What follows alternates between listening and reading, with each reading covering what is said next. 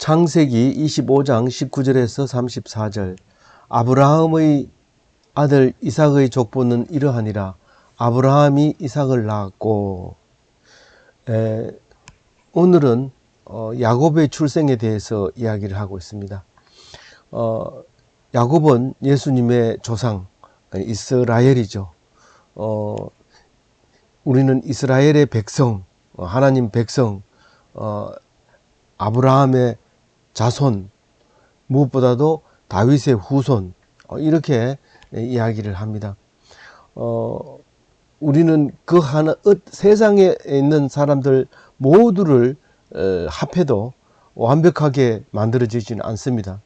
그러나 이 모든 조상이 예수님으로 말미암아 완전하게 되어져 가는 것을 볼 때에 오늘 야곱의 출생은 예수님의 조상 그리고 그의 계보, 아주 중요한 역할을 하고 있다는 대목이기 때문에 오늘 말씀에서 은혜를 받으시고, 무엇보다도 다른 것도 다 마찬가지지만 오늘 말씀 중에는 왜 장자가 아닌 다른 사람이 계속해서 성경은 적자로 그리고 후손으로 이렇게 인정해 주느냐 하는 것을 기억하고 읽어야 됩니다. 그렇지 않으면 마음의 상처를 받고, 장자는 이것을 읽고 마음의 상처를 받고, 장자가 아닌 사람은 의미를 부여하지 못하고, 이런 일이 생깁니다. 오늘 팥죽 한 그릇과 장자의 명분을 바꾸는 역대 미문의 이런 사건을 오늘 묵상해 보도록 하겠습니다. 아브라함이 아들 이삭을 낳는 것은 그렇게 쉽게 낳은 것이 아닙니다. 아브라함의 아들 이삭이 야곱과 에서를 낳는데 그렇게 쉽게 낳은 건 아닙니다. 아브라함은 오직 이삭 한 사람만 낳았지만, 사실은 많이 낳았지만 이삭 한 사람입니다. 또 이삭도 많이 낳았지만 야곱만 이제 아들이 되는 것이죠. 그래서 엑스트라의 등장이 우리에게는 어떻게 보여지는가를 알아야 됩니다. 우리가 엑스트라의 성분도 다 가지고 있고 또 장자의 성분도 다 가지고 있기 때문에 이거를 두 개 다를 보지 않고 나만 계속 본다든가, 아니면 나는 안 보고 나만 계속 본다든가, 이렇게 하면 그것은 아무것도 유익이 되지 않습니다. 나와 남을 골고루 봐야 되지, 어떤 사람은 남만 보는 사람, 어떤 사람은 나만 보는 사람, 그렇지 않게 되기를 바랍니다. 이삭은 40세의 리브가를 맞이해서 아내를 삼고, 이제 60이 돼서 이제 60이 돼서 뭐 하는 거죠? 애를 출산하는 거죠. 그래서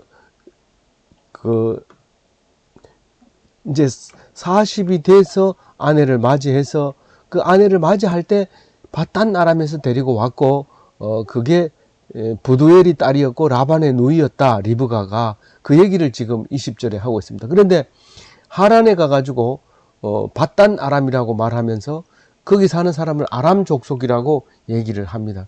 아람 족속은 역시 셈의 족속이고, 또 복잡하게 또 족보가 얽혀 있긴 하지만 아람 족속이라고 여기서는 표현하고 있습니다. 그러니까 사실은 이스라엘은 아람 족속이죠. 그래서 예수님이 오셨을 때도 엘리 엘리 라바 사박다니 할 때 그게 아람어를 쓴 겁니다.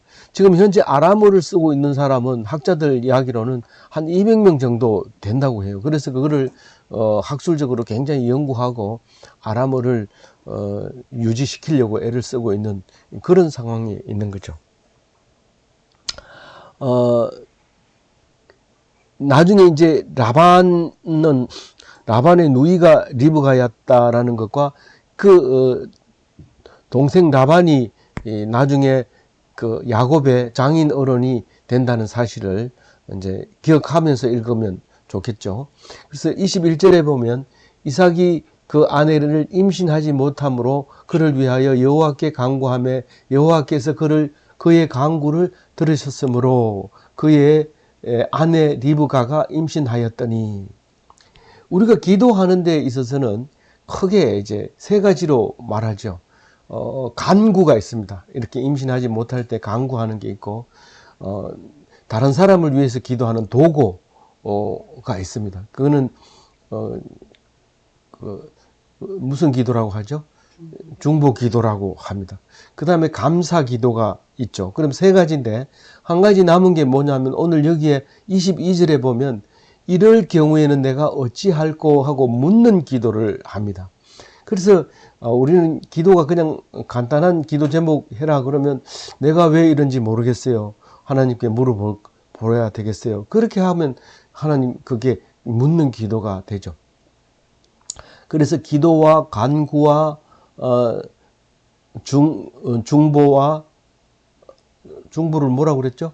도고를 했죠. 도고와 기도와 간구와 감사, 이게 이제 우리가 할 수 있는 일이죠. 우리가 할 수 있는 일이고, 하나님께서 들려주시는 것은 여러 가지로 들려주죠. 그래서 오늘 21절에는 간구를 했더니 임신으로 응답을 하게 됩니다. 리브가가 아기를 못 낳는데 누가 기도를 합니까? 아브라함이 기도를 합니다. 그래서 리브가가 임신하게 됩니다. 그게 응답입니다. 기도하지, 네? 이삭이 그의 아내가 임신하지 못하는데 그를 위한 기도. 네, 죄송합니다. 이삭이 아내가 임신하지 못함으로 이삭이 기도를 드립니다.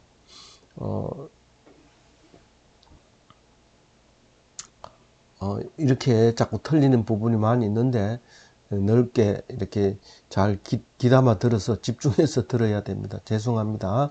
22절, 그 아들들이 그 태속에서 서로 싸우는지라 그가 이르되 이럴 경우에 내가 어찌할꼬 하고 나가서 여호와께 묻자온대.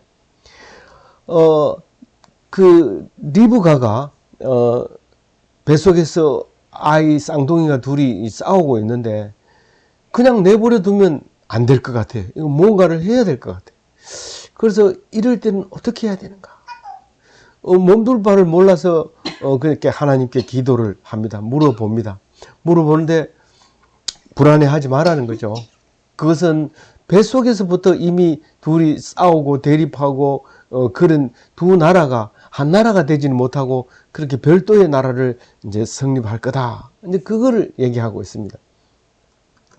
근데 그러니까 이제 그 23절에 보면 여호와께서 말합니다.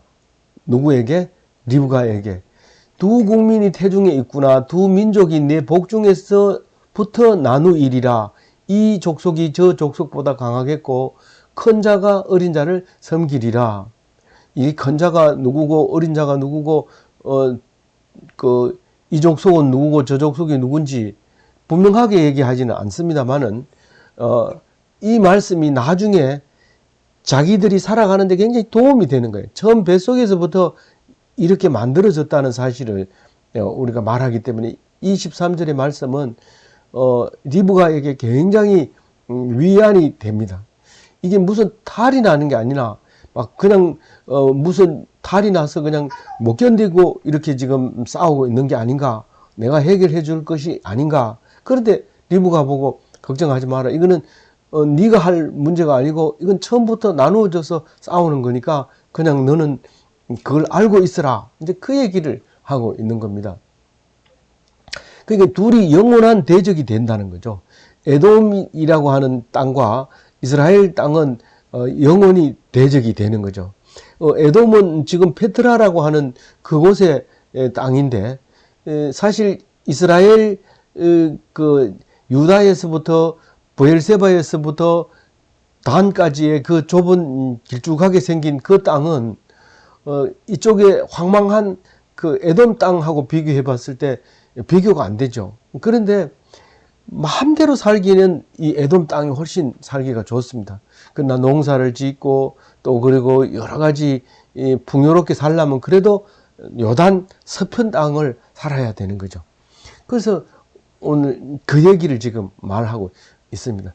그러니까 우리가 볼 때는 어린 것 같은데 강하고, 또 센 것 같은데 약하고, 이런 것이 이 세상 원리, 하나님 말씀을 가지고 세상을 볼 때 그런 눈으로 볼 수 있다. 이런 것을 이제 말하고 있는 것이죠. 24절에는 24절 같이 읽어볼게요. 그 해산 기한이 찬적 태에 쌍둥이가 있었는데, 이게 앞뒤가 이제 안 맞게 얘기할 때가 있습니다. 쌍둥이라고 미리 얘기할 때가 있고 나중에 얘기할 때가 있는데, 뭐 그거는 중요하지 않습니다. 왜냐하면 말의 어순에 따라서 이제 먼저 얘기하기도 하고 나중에 얘기하기도 하고 이럽니다. 이 성경 읽어오는 순서대로 생각하면 아브라함은 벌써 죽었을 것 같지만 사실은 아브라함은 아직도 살아 있는 상태입니다. 기한이 180세에 이제 죽습니다. 누가요? 이삭이. 그런데 야곱이 이집트로 들어가는 것은 바로 그 10년 더 있다가 이집트로 이제 요셉을 따라서 이제 들어가게 돼요. 그러니까, 이삭이 60세에 야곱을 낳고 180세 돼가지고 10년 더 있다가 이집트로 들어가는 거죠. 그 후에 나온 아우는 손으로 에서의 발꿈치를 잡았으므로 이름을 야곱이라 하였으며 리브가가 그들을 낳을 때에 이삭이 60세였더라. 뒤에 나오면서 에서의 발꿈치를 잡고 있는 모습을 보았다는 거죠. 그 발꿈치를 잡았다는 것은 그리고 야곱이라고 하는 것은 경쟁자로서 살고 있다는 거죠. 경쟁자로. 그냥 뭐 되는 대로 사는 게 아니라 야곱은 적극적으로 그 장자를 부러워해서 장자가 되려고 그렇게 발꿈치를 잡았다고 그렇게 이제 생각을 합니다. 나갈 때 발이 제일 뒤에 나오는데 그걸 잡았다는 거죠. 이거하고 비슷한 이야기가 나중에 이제 유다가 낳을 때 쌍둥이를 낳을 때도 비슷한 얘기를 합니다. 그래서 야코브라고 하는 원어는 사치하다, 쉽게 말하면 사기치다 이런 뜻을 가지고 있습니다.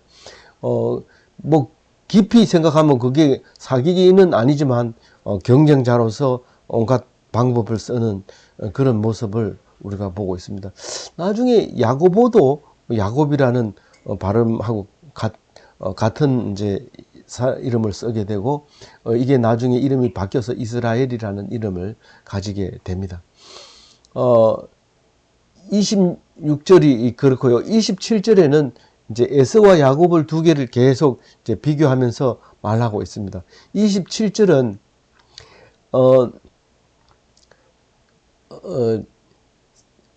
에서는 들에 나가서 사냥꾼이 되고 야곱은 조용한 사람이 되어서 장막 안에 거주하게 되고 이렇게 됩니다.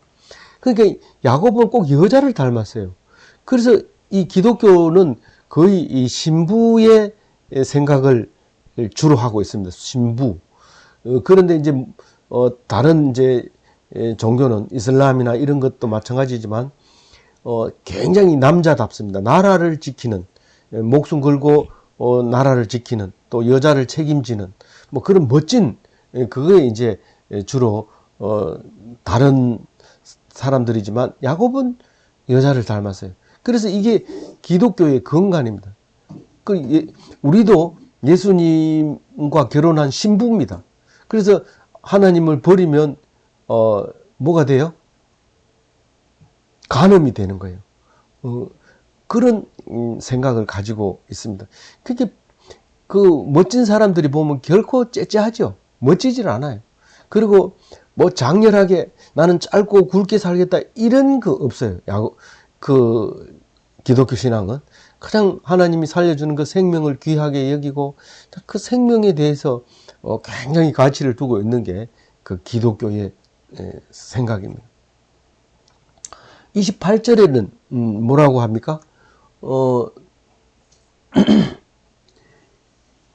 에서는 이삭을 좋아하고, 에서는 이삭이 좋아하고, 야곱은 리브가가 사랑했다. 그렇게 얘기합니다. 사실은 이삭은 남자잖아요. 남자는 의리, 남성다움, 그럼 율법 이런 겁니다. 근데 야곱은 사랑입니다. 리브가가 사랑합니다. 그래서 사랑에는 이유가 없습니다. 왜 그래야 되는지 모릅니다. 그냥 이유 없습니다. 사랑에는 이유가 없습니다. 그래서 네가 그런 인간을 사랑한다는 게 말이 되냐? 말이 되는 거예요. 그 사랑은 말이 되는 거예요. 그런데 그 의리, 율법, 법도 이거는 이유가 있어야 됩니다. 그러니까 여기서도 나오는 말을 하지만 명분이 있어야 돼요.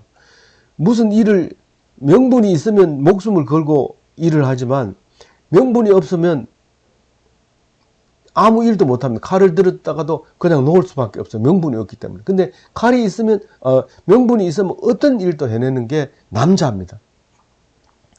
그래서 여자를 남자처럼 이렇게 명분을 강조해도 안 되고요. 또 남자를 여자처럼 막 그거 생각하지 말고 사랑해라 이래 해도 안 됩니다. 그러다 보니까 교회가 대부분은 여자가 훨씬 많죠. 그냥 무조건 무슨 말인지 못 알아듣겠는데 사랑이 넘치는 건 확실하니까 교회에도 계속 여자들이 많습니다. 그런데 남자들은 사냥하러 가요. 아내는 묵상하러 가고 남편은 참새 사냥하러 가고 이렇게 하는 거죠. 그래서 29절에 보면 기독교니까요. 야곱 편에 서서 이제 보는 거예요. 팥죽과 장자를 바꾸는 순위가 바뀌는 이야기를 29절부터 오늘 34절 끝에까지 하고 있어요. 야곱에게는 가지고 있는 게 붉은 죽, 이 팥죽 이거밖에 없어요. 죽 쓰는 기술은 있어요. 주방에서 엄마한테 하는 거 맨날 배워놓았으니까 죽 쓰는 거. 우리가 자랄 때만 해도 남자가 무슨 부엌에 들어가 막 이러지만 야곱은 부엌에 가면 막 칼도 있고 그릇도 있고 다 오른손 왼손 능수능란하게 움직입니다. 야곱은. 그런데 그 죽이 무슨 가치가 있느냐? 옛날엔 죽은 죽어도 못 먹는다 했는데 이 팥죽은 좀 다릅니다. 그리고 이 죽을 굉장히 가치 있게 여겨서 돈을 벌고 참 이름 있는 사람이 있는데 그게 본죽 사장님이죠. 죽을 제대로 써보자. 이게 본죽이다. 이래가지고 많은 사람이 힘들고 또 어렵고 이럴 때 속이 안 좋고 그럴 때 본죽을 찾아가서 죽을 한 그릇 먹으면 기운을 차리게 되고 그렇습니다. 근데 에서는 가지고 있는 게 많죠. 오빠 부대도 있고 많은데 가장 이제 야곱이 볼 때 이게 야곱의 눈으로 보는 거예요. 에서의 눈으로 보면 이건 사건도 아니에요. 이건. 근데 야곱의 눈으로 보면 에서는 장자권을 가지고 있습니다. 이 장자라고 하는 거는 자기가 선택한 것도 아니고 노력한 것도 아니고 아무것도 아닌데 장자를 줍니다. 준데 이건 엄청난 가치가 있는 거죠. 그러니까 장자는 뭐가 좋아요? 자기는 노력이 안 했는데도 상속권을 배로 줍니다. 그러니까 이게 상속권을 말이 상속권이 배를 주는 거지 배를 주는 게 아니라 다 주는 거예요. 그 장자에게 다 물려주는 거예요. 야곱은 그렇게 받았어요? 안 받았어요? 장자에게 다 주는 거예요. 근데 다른 사람 줬다 해도 줬다고 얘기를 안 하면 줬다고 얘기는 하지만 그건 그냥 준 거예요. 말은 다 줬다고 못 합니다. 근데 장자는 다 안 받아도 다 받았다 하고 차자는 똑같이 줘도 차자는 받았다고 안 하고 그냥 줬다고 얘기를 하는 거예요. 근데 그 가치를 모를 때 그냥 버리는 거예요. 가룟 유다가 돈을 좋아하죠. 근데 구원을 몰라서 돈을 더 좋아하는 거죠. 우리가 장자권이 얼마나 귀한지 모르니까 팥죽이 더 좋아 보이는 거죠. 이 장자권이 내가 사냥하는데 하나도 도움이 안 돼.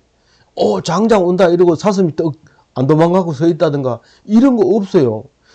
장자는 전혀 눈에 보이지 않고 그런데 엄청난 거거든요. 그거를 야곱은 본 거예요. 가만히 앉아서 보니까 그래. 그래서 사실은 뭐 이거는 에서가 사냥 갔다 오다가 이게 팥죽 얻어먹으면서 한 말 때문에 이제 에돔이라는 별명이 붙게 됐지만은 원래 이 에서라는 것은 무슨 의미라고 했어요? 그 위에 제가 기록을 했는데 에사브라는 건 거칠다 이런 뜻이에요. 거칠다. 거기 지금 그 페트라에 가면 황망합니다. 거칩니다. 그래서 그 에스라고 하고 거기가 이제 그 뭐가 되죠? 그 붉은 돌로 만들어져 있습니다. 그래가지고 에돔이라고 말하고 그렇게 말하는 거죠. 그래서 전에는 이제 행정구역이 이두메였고 그때 그 지역에 다른 왕조가 들어서서 그 뭡니까 그 성지가 아니고